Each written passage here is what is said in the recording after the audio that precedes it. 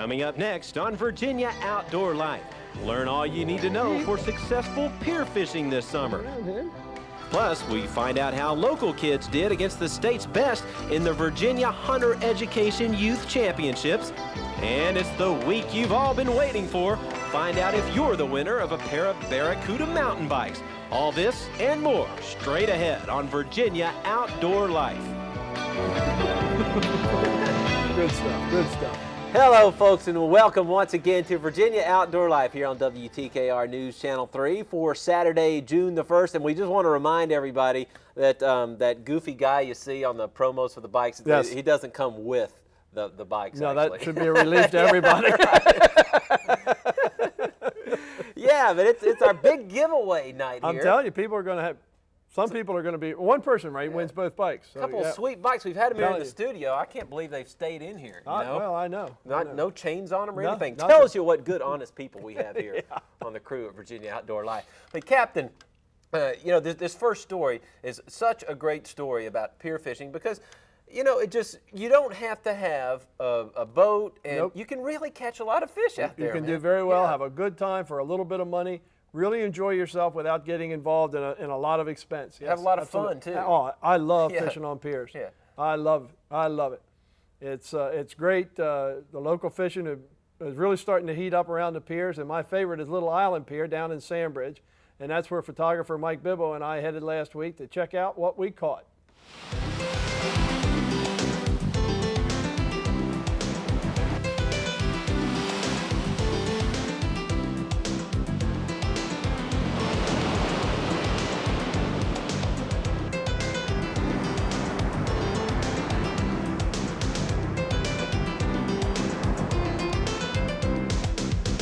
This afternoon we try and show you a little bit about fishing on the local piers, and we are so fortunate in this area to have piers all the way from this one, which is in Sandbridge, all the way around to Grandview Pier and on up the coast of the bay. So we have a lot of availability of piers in the Virginia area, and we just thought we'd try to show you how easy and simple it can be to go out on a pier and have a good time. All you need is basic tackle.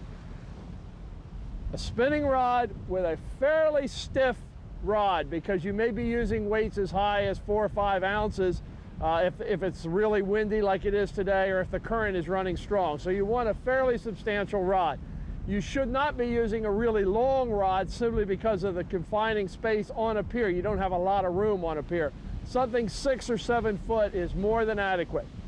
Your basic rig is a 2-hook bottom rig. This one happens to be made out of wire. There are a lot of other rigs very similar to this. Any tackle shop, grocery stores carry these rigs. And anything from a 2 or 3 up to a 4 or 5 ounce sinker. The sinker size is determined by the weather conditions and how much weight you're going to need to hold bottom. The primary type of fish that you're going to catch bottom fishing on a pier, spot, croaker, and then roundhead, sea mullet, king whiting, they have a number of names. It's all the same fish. For that type of fishing, you're going to need a long, thin hook. They call these Chestertown style hooks. They are long and thin, and the ones we buy, once again, you can get this tackle anywhere. All you do on this bottom rig, very simple, put it through the hole like such, put the hook through the end of the snell, or the end of the loop, I mean. Boom.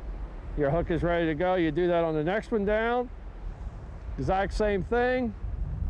Run the hook through the loop. Boom, you're ready to fish. There's your 2-hook bottom rig, it's ready to go. Now, the next thing we have to do is bait it. Always helps to put a little bait on the hook. Sometimes they're biting so good you catch them on a bare hook, but not likely.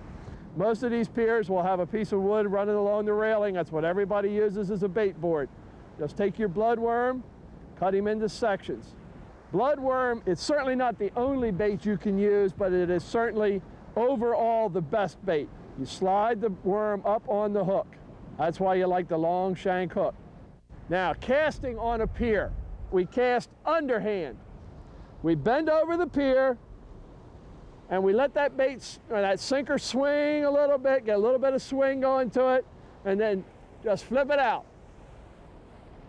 Boom. Now we're ready to fish. Reel, keep going, keep going. Reel, Trev, reel. Keep going, keep going, Come on, keep buddy. going. Hey, man, that's a nice one. I'm not letting you use my ride anymore, man. That was mine. Yeah, hold him, Hold Joe. it for me? I've never touched a fish. I've never. Well, you're going to touch this if you want to hold him. Hold him. Wow. What kind of fish is that? Roundhead. Roundhead. Whoa. Yes.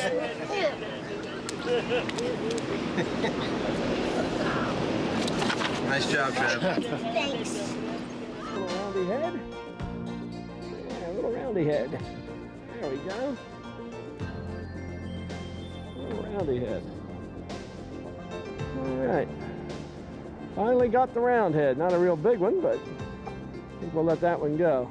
The fishing here is pretty good. Yes. They've been catching them, and been catching the blues here around here. Spot every once in a while. Yeah. Nothing major. It's been a good spring though for the pier, I think. Yeah. Yeah, it has been. It has been. Oh, that's actually a little ray. That's not a skate. Ah, little cow-nosed ray. All right, we ain't skunked. Okay, Captain, a couple of things. First, the proper way to hold your fish when you unhook him there. With the rag, you mean? Yeah. Yeah, that keeps him from sliding around. I know some people just stick their hand right in their mouth too. Well, you get a bad habit doing that, and then you catch a bluefish, and he'll correct that bad habit for you. Real quick. Also, I was down last week at Kill Devil Hills. The weather was cloudy, but the fishing was okay at the Right. Avalon Pier, and a lot of people were just like, hey, if I want to go fishing, how much do you think it would cost you if you just wanted to buy the simple rig and the bait and everything to go fishing? $25, $50 for everything. kidding, that's you don't have to pretty get the best on the market, just Right. something adequate to hold 15 to 20 pound line. And like I said, that rod that's got a fairly substantial backbone. And bloodworms are probably one of the more expensive parts of fishing. They're $4 or $5 a dozen. And it was important because I was talking to some guys down at the pier last week, and they were saying, you can always tell the guys have been fishing out here for a while. They do it underhanded. Right, that's Why right. why is that so Well, important? because if you do it overhanded, sooner or later you're going to hook somebody on the pier, and it's so embarrassing, That's a bad what thing. is that isn't stuck it? back there? Oh, pardon me, madam. So yeah, it's Right. underhand to keep it from having an accident. Well, thanks Be for safe. doing that. It No was problem. very, very informative. I love and, pier we fishing. love It's a having ball. the youngster on there. Right, That was right, great. right. Hey, coming up, we're going to show you what the kids are up to. We followed a local team around at the Virginia State Hunter Education Youth Championship, and we'll find out how they fared against the state's best. Next.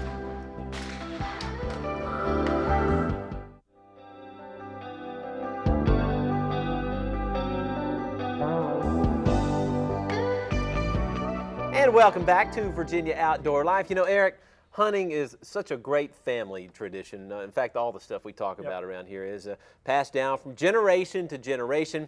That means that there are always lots of kids learning how to be successful in the outdoors, and young hunters from all over Virginia recently got to put their skills to the test. The Holiday Lake 4-H camp in Appomattox County was the site for this year's State Hunter Education Championships, where 150 kids from all over the Commonwealth put their skills to a very demanding test.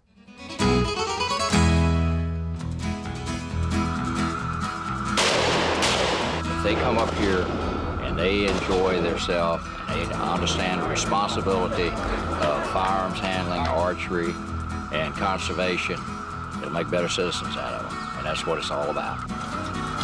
We got kids from Hampton, Newport News, York County, King and Queen County, and Gloucester County, all represented at the York River Colonial Shooting Sports Team. Sarah, I'm kind of curious about that. What the heck is that thing? This? Yes. This is my good luck duck. My quiver pal. Does it work? Sort of. Concentration, once you estimate your yardage, pick a spot on the animal and concentrate on that spot. Because if you just go up there to shoot the animal, that's what you'll do. You'll just shoot all over.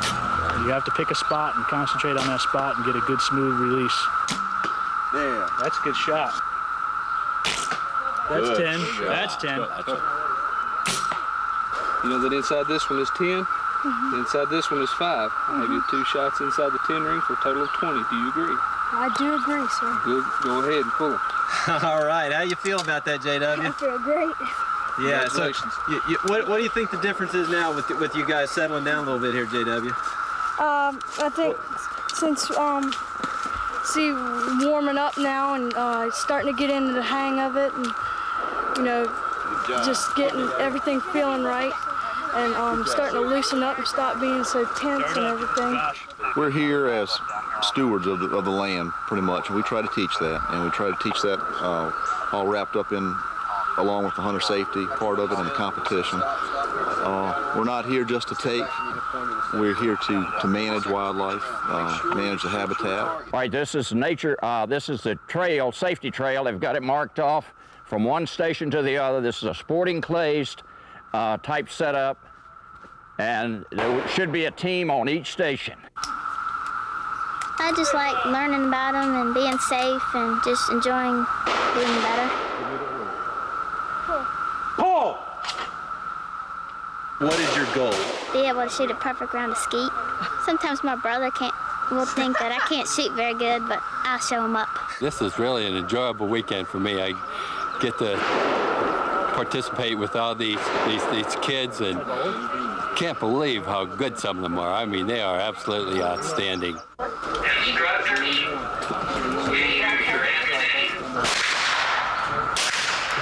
ammunition. They're trained as best you can, but still they have tendencies that can be reckless and it can be inadvertent.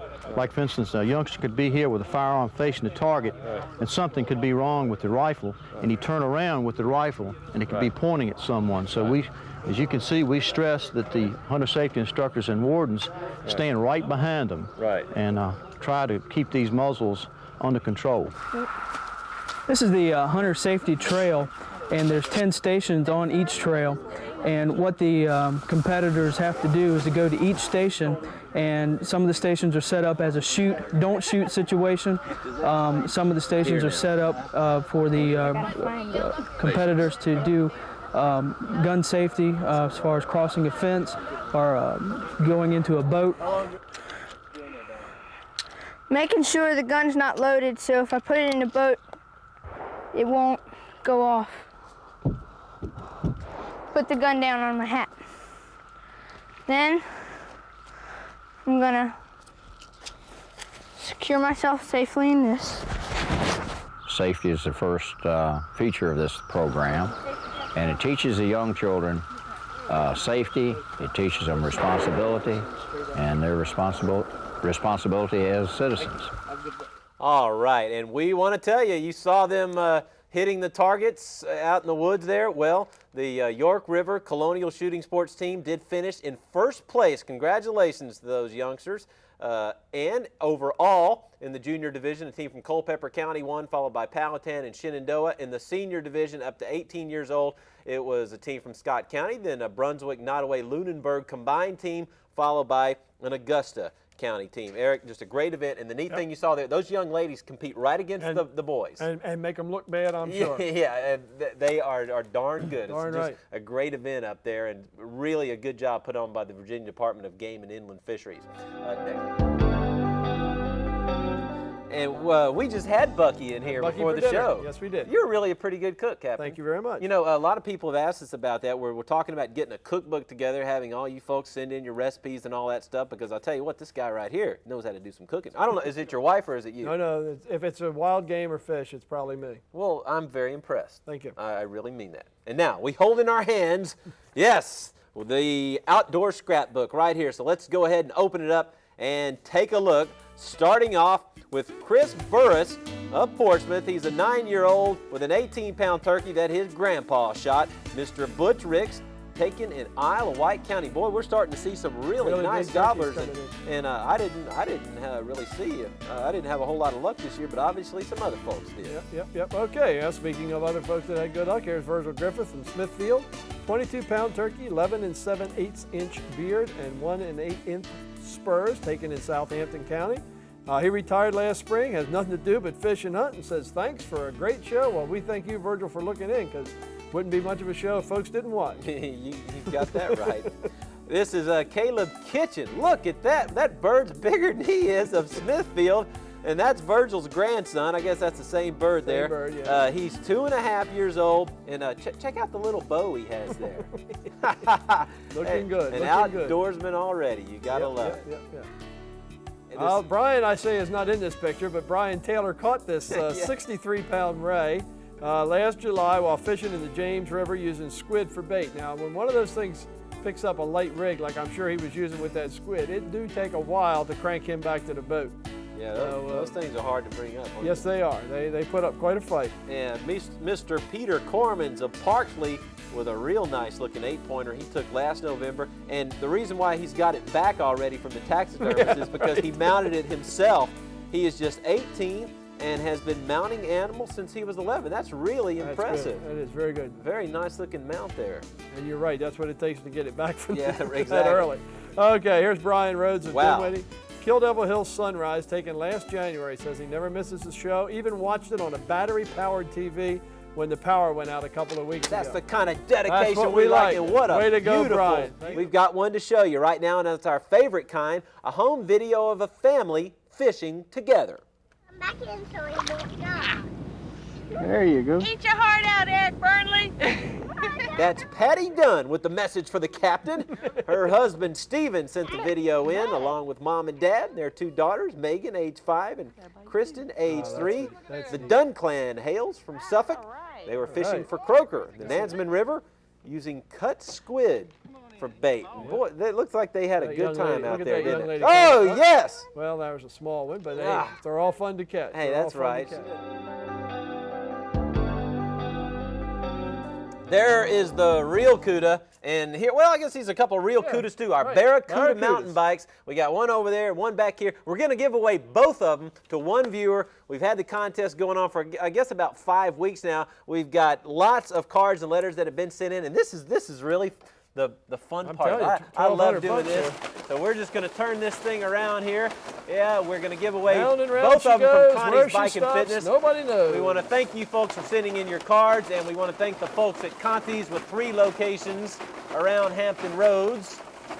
And I'd say we got them pretty well mixed up there, Captain. Pretty well mixed up. What do you want to say? Go ahead, dig one Bibbs, out why there. don't you come up here and draw the winner, because I can't figure out how to pull that thing open there, bud. Mike Bibble, a man of many talents. That's right, including drawing cards. Yes. All right, Bibbo with the winner. And the winner is, ta-da-da! Hold you in suspense for a little bit. It is Dana King of Virginia Beach. You win 2 mountain bikes. Come on! No. Always wanted to do different that. Did you always want to do that? Forgive me. Dana King, you get, and plus all those goodies, right? The bike and the gloves and all that kind of stuff. Yeah. Good That deal. is great. What a fantastic giveaway. Congratulations to you, Dana. I don't know. It looks like it might be a her to me. For all of those of you who didn't win, don't worry. We've got another big summer contest that will get going soon. This one will reward our viewers who are or want to be good barbecue chefs. We'll be looking for your recipes for grilling game, and we're going to pick out some of the best ones and actually have the winners on the show to grill up their recipe. We've got 3 beautiful gas grills from Commonwealth Propane that we'll be giving away throughout the summer. So start thinking now about your recipes, and we'll have details for you next week. That's going to do it for us this week on Virginia Outdoor Life. Thank you so much for joining us. We'll see you next week. Y'all take them easy.